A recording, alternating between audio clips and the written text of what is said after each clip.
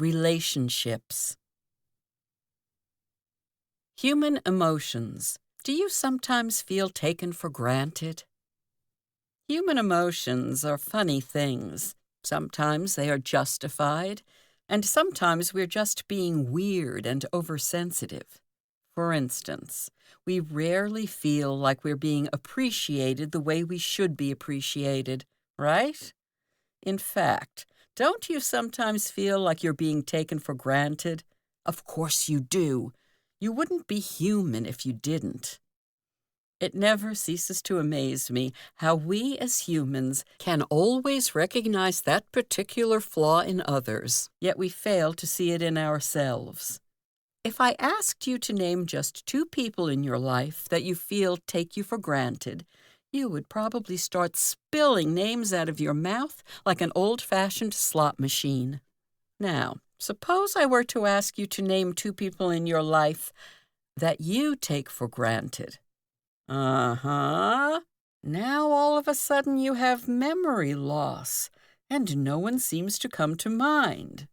Or maybe you're just suffering from a case of denial. Don't feel bad. Denial is another human emotion that we're all guilty of at one point or another. But the next time that you feel like you're being taken for granted, ask yourself who you have taken for granted today. Then, make it your business to go and do something about it. Do you alienate the people you love? Have you ever wondered why it is so hard sometimes to get along with the people you love the most? So often in life we have a tendency to alienate the people we love and those who love us. I bet you thought it was just you. Nope, you're not the only one that is prone to doing stupid stuff.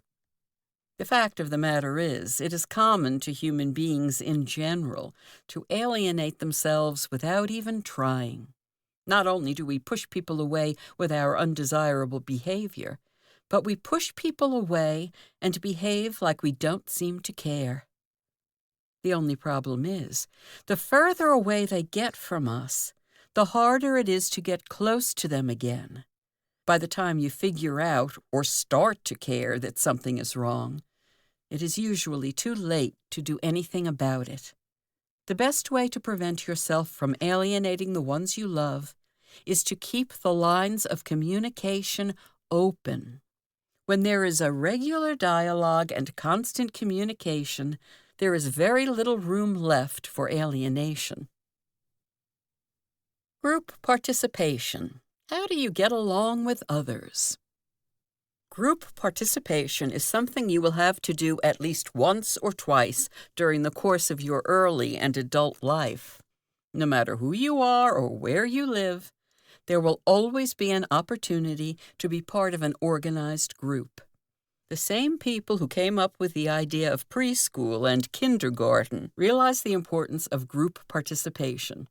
They started grooming us for it from the moment we were encouraged to share our toys in the sandbox. That was our first real form of group participation. Group participation at an early age truly helps you to get along with others. You start with projects that are not really that important because it's more about the way you get along. As you get older, your interactions become more difficult because you become more opinionated. You may have been all too willing to build a sandcastle instead of a bridge as a kid in the sandbox, but once you got older, you weren't so quick to compromise. When it comes to group participation, compromise plays a very important role. This doesn't mean that you have to completely give up on your own thoughts and ideas. It simply means that you have to be open to accepting the views and ideas of others.